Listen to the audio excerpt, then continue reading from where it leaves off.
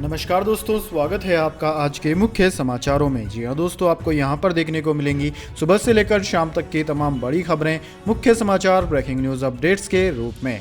तो दोस्तों, आप सभी लोगों से रिक्वेस्ट है इस वीडियो को ज़्यादा से ज़्यादा लाइक और शेयर करें। तो चलिए दोस्तों, जान लेते हैं आज की पहली बड़ी खबर। रुपए में फिर ऐतिहासिक गिरावट, पहली बार $1 के मुकाबले 83 रुपए के नीचे फिसला। जी हाँ दोस्तों, करेंसी बाजार में बुधवार को एक बार फिर रुपए में ऐतिहासिक गिरावट देखने को मिली। रुपया पहली बार $1 के मुकाबले 83 रुपए के लेवल से नीचे जा गिरा। करेंसी बाजार के बंद होने पर रुपया 66 पैसे यानी कि 0.8% की गिरावट के साथ 83.02 रुपए पर बंद हुआ। अमेरिका के बॉन्ड रेट में बढ़ोतरी के बाद रुपए में यह गिरावट देखने को मिली। डॉलर में आई मजबूती ने रुपए को गिराने का काम किया। भारत सरकार के 10 साल के बॉन्ड पर यील्ड बढ़कर 7.4510% पर जा पहुंचा। जानकारों के मुताबिक 82.40 रुपए पर आरबीआई ने दखल देकर रुपए को गिरने की संभावनाएं की तलाश की थी, लेकिन माना जा रहा है कि आरबीआई ने दखल नहीं दिया तो रुपए में गिरावट का सिलसिला जारी रह सकता है। जानकारों की राय है कि मार्च 2023 तक रुपया 85 के लेवल तक जा सकता है। इसके बाद दोस्तों, अगली बड़ी खबर। दिल्ली में फटाके फोड़ने वालों की खैर नहीं, 6 महीने की सजा और लगेगा जुर्माना। जी हाँ दोस्तों, दिल्ली में फटाकों पर प्रतिबंध तो पहले ही लगा दिया गया था। अब सरकार ने एक और फरमान जारी कर जुर्माने का भी ऐलान कर दिया है। अगर राजधानी में कोई भी शख्स फटाके फोड़ता पाया गया तो उस पर 200 रुपए का जुर्माना लगेगा। वहीं उसे 6 महीने जेल में भी काटने पड़ सकते हैं। दोस्तों, दिल्ली के पर्यावरण मंत्री गोपाल राय ने प्रेस कॉन्फ्रेंस कर यह जानकारी दी है। उन्होंने कहा है कि फटाकों का खरीदना और उन्हें फोड़ने पर 200 रुपए का जुर्माना लगेगा। 6 महीने की जेल की सजा भी हो सकती है। वहीं जो भी फटाकों की स्टोरेज करेगा, उसकी बिक्री में शामिल होगा, उन पर भी 5000 रुपए तक का जुर्माना और 3 साल की जेल होगी। सभी के लिए यह प्रतिबंध प्रभावी रूप से काम कर सकेंगे, इसलिए 408 टीमें बना दी गई है। असिस्टेंट कमिश्नर की अध्यक्षता में दिल्ली पुलिस ने 210 टीमें बना दी है। आयकर विभाग ने भी 165 टीमें बनाई है और दिल्ली प्रदूषण नियंत्रण समिति की भी 33 टीमें तैनात रहेंगी। इसके बाद दोस्तों, अगली बड़ी खबर। खड़गे एक तरफा जीते कांग्रेस अध्यक्ष का चुनाव, शशि थरूर को 6825 वोटों से हराया। राहुल बोले, अब मेरा रोल भी खड़गे जी तय करेंगे।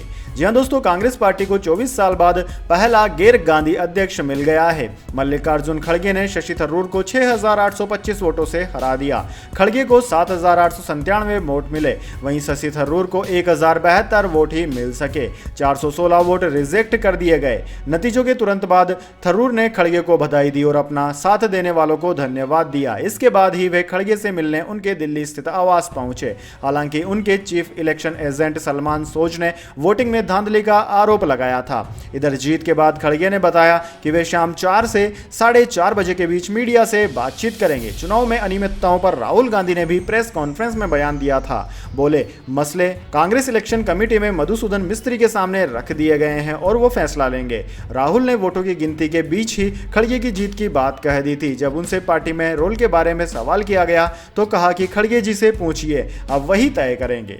इसके बाद दोस्तों, अगली बड़ी खबर। भारत में ओमिक्रॉन का नया वेरिएंट BF.7 मिलने से हड़कंप, जानिए कितना है यह खतरनाक। जी हाँ दोस्तों, भारत में कोरोना वायरस के ओमिक्रॉन वेरिएंट के नए और अत्यधिक संक्रामक सब वेरिएंट BF.7 का पहला मामला पाया गया है। इसके बारे में गुजरात बायोटेक्नोलॉजी रिसर्च सेंटर ने पता लगाया। ओमिक्रॉन BF.7 ओमिक्रॉन वेरिएंट का एक नया सब वेरिएंट है। इसके बारे में पहली बार उत्तर पश्चिमी चीन के ईगर मंगोलिया स्वायत्त क्षेत्र में पता चला था। इसे ओमिक्रॉन स्पान के रूप में भी देखा जाता है।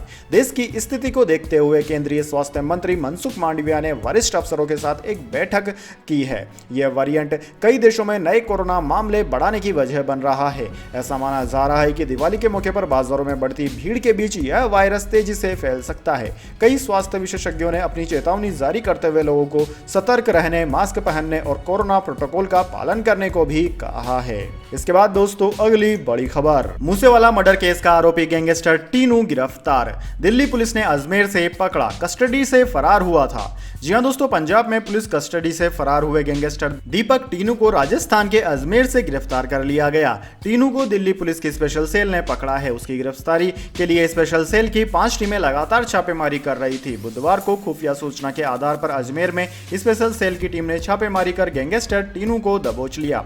टीनू को पंजाब लाया जा रहा है। लॉरेंस का खासम खास टीनू एक कैटेगरी का गैंगस्टर है। सिद्धू मूसेवाला मर्डर केस में टीनू की भूमिका रही है। अभी एक सप्ताह पहले ही टीनू की गर्लफ्रेंड को पुलिस ने मुंबई एयरपोर्ट से गिरफ्तार किया था। गर्लफ्रेंड ने खुलासा किया था कि आरोपी टीनू के पास करीब 10 लाख रुपए थे। दोस्तों आपकी जानकारी के लिए बता दें, टीनू 2 अक्टूबर को पुलिस कस्टडी से फरार हो गया था। इसमें पंजाब पुलिस के अधिकारी की भूमिका सामने आई थी। इसके बाद दोस्तों अगली बड़ी खबर, ज्योतिरादित्य सिंधिया ने कहा सरकार नए राजमार्गों पर हेलीपैड बनाने पर विचार कर रही है। जी हाँ दोस्तों, सरकार नए राजमार्गों पर हेलीपैड बनाने पर विचार कर रही है क्योंकि इससे आपात स्थिति में लोगों को तत्काल बचाने में मदद मिलेगी। नागरिक उड्डयन मंत्री ज्योतिरादित्य सिंधिया ने कहा कि उनके मंत्रालय और सड़क परिवहन मंत्रालय ने इस प्रस्ताव पर चर्चा की है। नागरिक उड्डयन मंत्रालय संपर्क बढ़ाने के लिए खासकर दूरदराज और पहाड़ी इलाकों में हेलीकॉप्टरों के इस्तेमाल को बढ़ाने पर जोर दे रहे हैं। सिंधिया ने कहा कि सभी नए राजमार्गों के साथ ही हेलीपैड होने चाहिए ताकि बुनियादी ढांचा तैयार हो। उन्होंने कहा कि राष्ट्रीय राजमार्गों पर हेलीपैड होने से आपात स्थिति के दौरान तत्काल निकासी में मदद मिलेगी। इसके बाद दोस्तों अगली बड़ी खबर, बीसीसीआई के बयान से बौखलाया पाकिस्तान, बोला वर्ल्ड कप 2023 के लिए भारत का दौरा पड़ सकता है खतरे में।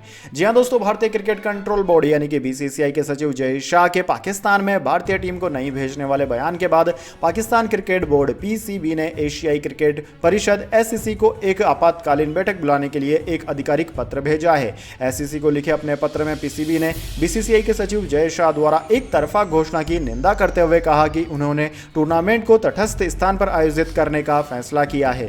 इस पत्र में लिखा है कि पीसीबी ने एसीसी अध्यक्ष श्री जय शाह द्वारा अगले साल के एशिया कप को तटस्थ स्थान पर हस्तांतरित करने के संबंध में कल की टिप्पणियों पर आश्चर्य और निराशा व्यक्त की है।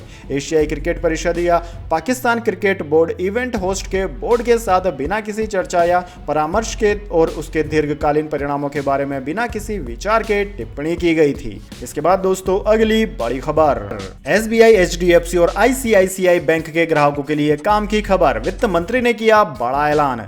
जी हां दोस्तों, बैंक ग्राहकों के लिए जरूरी खबर है। अगर आप भी बैंक से लोन लेने की प्लानिंग कर रहे हैं तो अब आपको लोन लेने में परेशानी नहीं होगी। केंद्रीय वित्त मंत्री निर्मला सीतारमण ने बैंकिंग सिस्टम के लिए कुछ खास निर्देश दिए हैं। जी हां दोस्तों, वित्त मंत्री ने ग्राहकों की सहूलियत के हिसाब से बैंकों को यह आदेश दिया है कि वे बैंकिंग सिस्टम को और सिंपल बनाए ताकि ग्राहक बैंक से ज्यादा जुड़ सकें। दरअसल दोस्तों, वित्त मंत्री ने कहा है कि बैंकों को ग्राहकों की सुविधाओं पर ज्यादा ध्यान देने की जरूरत है ताकि लोन लेने वालों को आसानी हो सके। इसके बाद दोस्तों अगली बड़ी खबर, पाकिस्तानी आतंकी के सपोर्ट में आया चाइना। यूएन में लश्कर सरगना शाहिद मोहम्मद महमूद को ग्लोबल टेररिस्ट घोषित करने का विरोध किया। भारत यूएस लाए थे प्रस्ताव। जी हां दोस्तों, लश्कर तैयबा के आतंकी शाहिद महमूद को ग्लोबल टेररिस्ट की लिस्ट में शामिल करने पर चीन ने फिर अड़ंगा लगाया है। संयुक्त राष्ट्र सुरक्षा परिषद में भारत और अमेरिका इसके लिए प्रस्ताव लाए थे। यह चौथी बार है जब चीन ने पाकिस्तानी आतंकवादियों को सपोर्ट किया। इससे पहले भी चीन ने जैश ए मोहम्मद के कमांडर अब्दुल रऊफ, आतंकी अब्दुल रहमान मक्की और जैश ए मोहम्मद के प्रमुख मौलाना मसूद अजहर को ग्लोबल टेररिस्ट घोषित करने के प्रस्ताव का विरोध किया था। दोस्तों, अमेरिकी ट्रेजरी विभाग के मुताबिक आतंकी महमूद लश्कर ए तैयबा का लीडर है।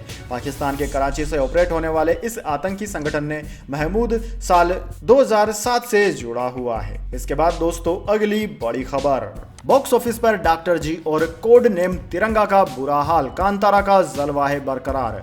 जी हां दोस्तों, कन्नड़ फिल्म कांतारा का जादू इन दिनों दर्शकों के सिर चढ़कर बोल रहा है। बॉक्स ऑफिस से लेकर सिनेमा घरों तक साउथ सुपरस्टार ऋषभ शेट्टी की कांतारा शानदार प्रदर्शन कर रही है। हिंदी रिलीज के 5वें दिन भी कांतारा के बॉक्स ऑफिस कलेक्शन में भारी उछाल देखने को मिल रहा है, जिससे कांतारा के कुल कलेक्शन में बढ़ोतरी हुई है। दोस्तों, इसी बीच हम आपको बता दें कि कांतारा ने बॉक्स ऑफिस पर 5वें दिन कितने करोड़ की कमाई की। इस मामले में उसने आयुष्मान खुराना की डॉक्टर जी और परिणीति चोपड़ा की कोड नेम तिरंगा को पछाड़ दिया है। इन दोनों ही फिल्मों का बुरा हाल है। दोस्तों, 5वें दिन कांतारा ने कुल 1.88 करोड़ की कमाई की है। दोस्तों, कांतारा की वर्ल्ड वाइड कमाई की बात की जाए तो वर्ल्ड वाइड कलेक्शन की ओर से तो मीडिया रिपोर्ट्स की माने तो यह आंकड़ा करीब 110 करोड़ के करीब पहुंच गया है। वहीं दोस्तों, आयुष्मान खुराना की डॉक्टर जी की बात करें तो यह फिल्म 15.03 करोड़ ही कमा पाई है। इसके अलावा परिणीति चोपड़ा की बात की जाए, परिणीति चोपड़ा की फिल्म की बात तो वह महज 82 से 85 लाख रुपए ही कमा पाई है। इसके बाद दोस्तों अगली बड़ी खबर, दिवाली का बम्पर ऑफर सिर्फ 1499 रुपए में इन सभी शहरों के लिए बुक कर सकते हैं फ्लाइट टिकट। जी हाँ दोस्तों, फेस्टिवल सीजन में अगर आपका भी हवाई सफर करने का प्लान है तो अब आप सस्ते में टिकट बुक करा सकते हैं। विस्तारा एयरलाइंस आपके लिए एक खास ऑफर लेकर आई है जिसमें आप सस्ते में हवाई टिकट बुक करा सकते हैं। दोस्तों त्योहारी सीजन को देखते हुए विस्तारा की तरफ से यह सुविधा दी गई है। दरअसल दोस्तों विस्तारा एयरलाइन आपको घरेलू और इंटरनेशनल टिकट पर बम्पर डिस्काउंट दे रहा है। एयरलाइन की ओर से विस्तारा फेस्टिवल सेल का ऐलान किया गया। यह सेल इकोनॉमी, प्रीमियम इकोनॉमी और बिजनेस तीनों ट्रेवल क्लास के लिए है, तो आप अपनी सुविधा के हिसाब से टिकट बुकिंग करा सकते हैं। दोस्तों टिकटों की बात करें तो यहां इकोनॉमी क्लास में एक तरफ का घरेलू हवाई यात्रा का टिकट आपको 1499 रुपए यानी कि मात्र 1500 रुपए का पड़ेगा। इसके अलावा प्रीमियम इकोनॉमी क्लास में 3000 रुपए का पड़ेगा। बिजनेस क्लास के लिए आप बुक कराते हैं तो आपको 9000 रुपए देने पड़ेंगे।